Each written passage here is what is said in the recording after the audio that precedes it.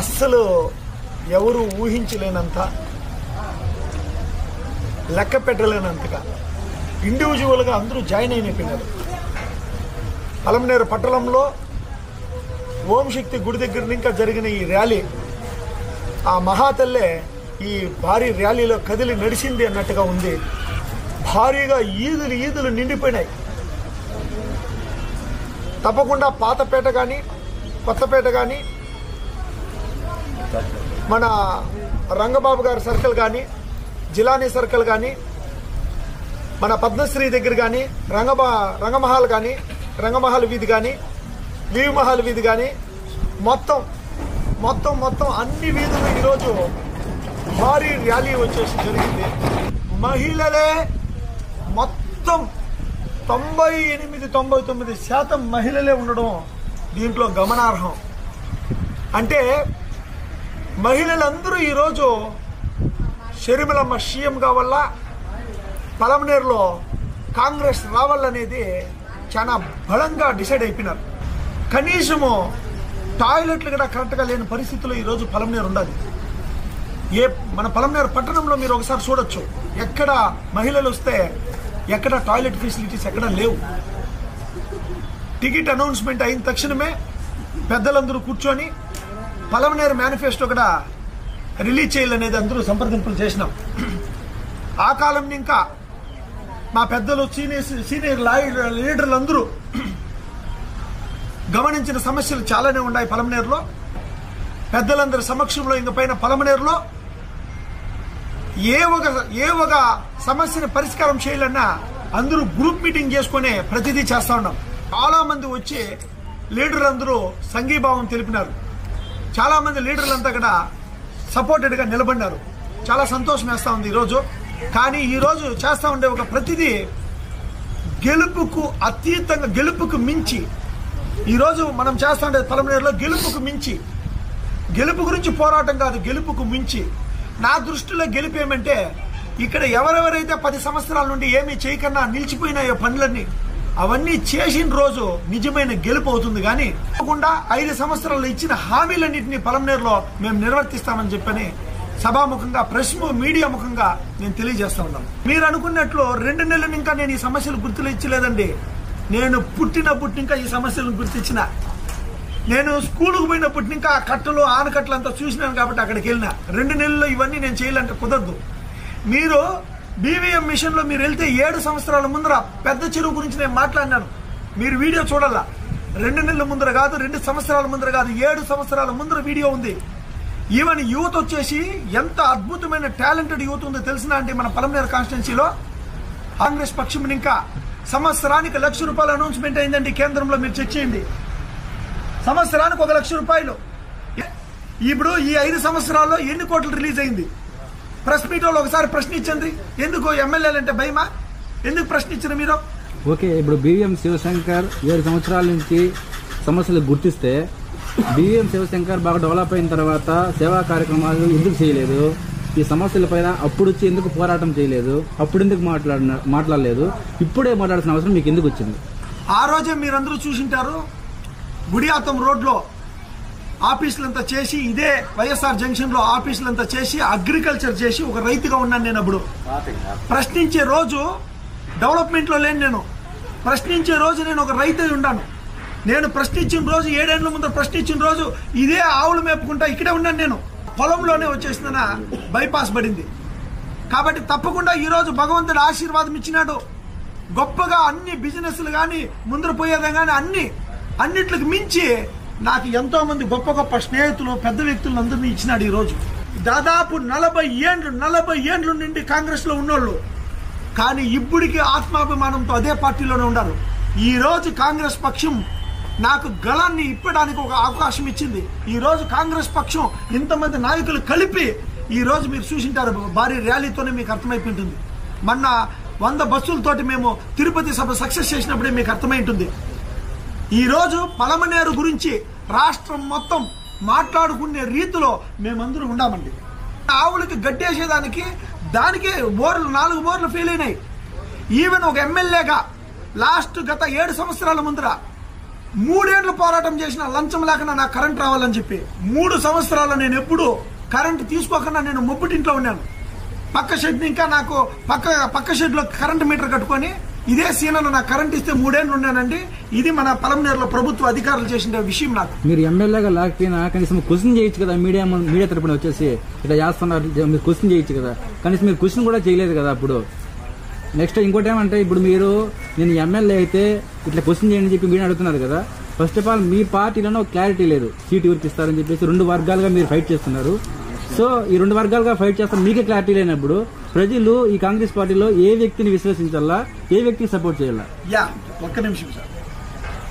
2 వర్గాలుగా ఉండింటే ఈ రోజు ఇంత భారీ ర్యాలీ అయ్యేది కాదు. మీకు తెలియని విషయం అంటే ఏమంటే ఈ రోజు 2 వర్గాలు కాదు, అన్ని ఒక వర్గమే, కాంగ్రెస్ వర్గం. డిసిసి ప్రెసిడెంట్ గారు వచ్చినారు ఇక్కడికి, ఏ వర్గ విభేదాలు లేవు. చిత్తూరు నుండి డిసిసి ప్రెసిడెంట్ గారు వచ్చి ఈ రోజు ర్యాలీలో మాతో పాటు కిలోమీటర్లు నడిచినారు. మంది సీనియర్ నేతల్లో అంతా మీకే సపోర్ట్ చేస్తున్నారు, టికెట్ మీకే కావాలని, లేదా మీరు ఇష్టపడతా ఉన్నారా టికెట్? సార్ ఇంతమంది సీనియర్ నేతలు నాకు సపోర్ట్ చేయాలనేది లేదు ఎవరికి. ఎవరు కార్యాధారణ చేసి ఎవరైతే ఒక కార్యం చేసి ముందరకు పోవాలని ఉండారో వాళ్ళ వెనకాల తప్పకుండా నిలబడతారు. కష్టపడే వాడికే టికెట్ వస్తుంది కానీ అది నాకు రావచ్చు, ఇంగూరికి రావచ్చు, చెప్పేకాయలేదు. అది అధిష్టానం నిర్ణయించేది, ఇది మనం నిర్ణయించేది కాదు, అధిష్టానం నిర్ణయించేది. కాబట్టి ఇక్కడ వీళ్ళందరూ నాకు పనిచేస్తా లేదు, కాంగ్రెస్ పార్టీకి పనిచేస్తా ఉన్నారు. వైఎస్ఆర్సీపీ, టీడీపీ అండ్ జనసేన 3 ఒక పక్షమే. మీకు తెలియని విషయం ఇది బాగా తెలుసుకోవాలా. ఈసారి 2 ప్రధాన ప్రత్యర్థులు ఉండేది 2 పార్టీలే. ఒకటి బీజేపీ, బాబు జగన్ పవన్ బీజేపీ ఒక పక్షం అయితే కాంగ్రెస్ ఒక పక్షం. స్టేటస్ ఇవ్వని ఒక బీజేపీకి వీళ్ళందరూ తుత్తులుగా ఉన్నారు. కాబట్టి ఈరోజు కాంగ్రెస్ కి ఈ బీజేపీకి మధ్యలో జరుగుతూ ఉండే పోటీ ఇది. బీజేపీ అంటే బాబు జగన్ పవన్, ఈ 2 పక్షాలే ఉండేది ఇప్పుడు. కాబట్టి తప్పకుండా కాంగ్రెస్ పక్షం అత్యధిక మెజార్టీతో గెలుస్తుంది. ఈ బాబు గారు, జగన్ గారు, పవన్ గారు వీళ్ళు 3 చేరుకొని బీజేపీతో గుమ్మక్కయ్యి 15 లక్షల కోట్లు రావాల్సింది నిర్వీర్యం చేసేసినారు.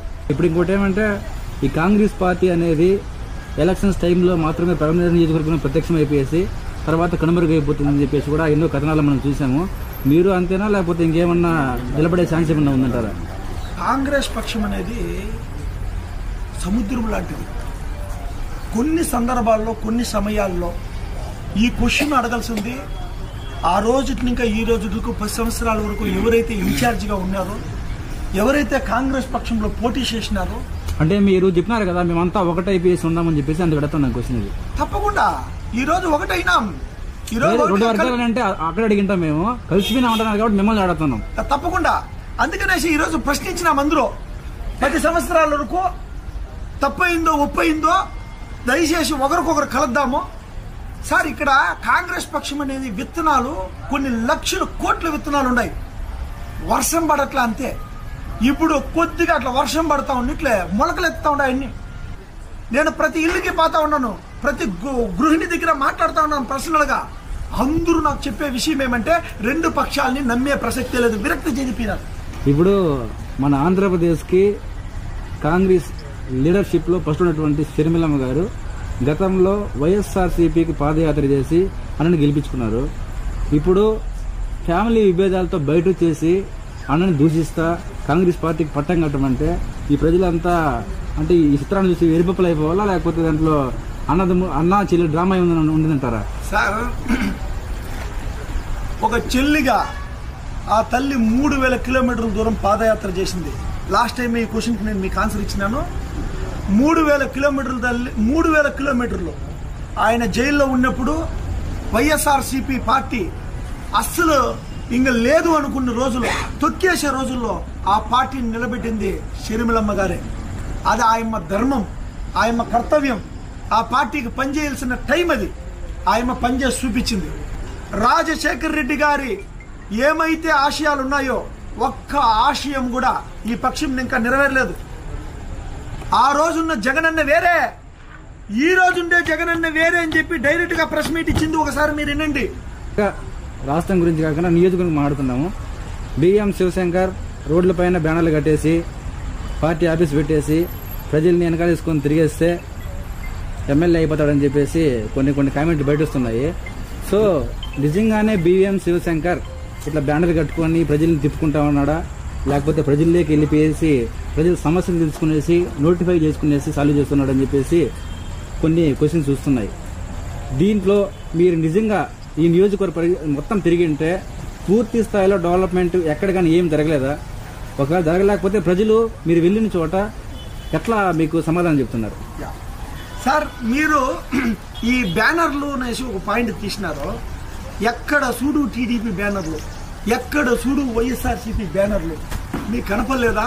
రాష్ట్రం మొత్తం సిద్ధం సిద్ధం సిద్ధం సిద్ధం సిద్ధం సిద్ధం చూడలేక చచ్చిపోతా ఉన్నాం. ఏడ చూడు ఈడ సంసిద్ధం సంసిద్ధం సంసిద్ధం సంసిద్ధం అని చెప్పి వీళ్ళు తిరుగుతూ ఉంటారు. వీళ్ళకి ఏమనుకున్నారంటే ఇద్దరు పరిగెడతా ఉన్నాము, వస్తే ఫస్ట్ వాయిడ్ కానీ second prize, first prize second prize, 2 ప్రైజ్లే కదా ఉండేది. కట్టారని చెప్పి మీరు కట్టినారా లేకపోతే అట్లా? సార్, బ్యానర్లు కట్టాలని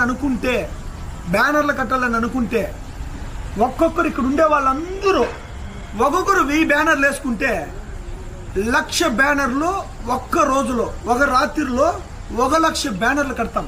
అది మీరు అడిగినారు ఎక్కడ డెవలప్మెంట్ జరగలేదా అని. ఎక్కడ డెవలప్మెంట్ జరగలేదు. డెవలప్మెంట్ వద్దండి, మనకి డెవలప్మెంట్ వాళ్ళు చేసేది వద్దు ప్లీజ్. ఒకసారి మీరందరూ కెమెరాలు ఎత్తుకొని కౌంటింగ్ అనేది అంతా తిరిగేయండి.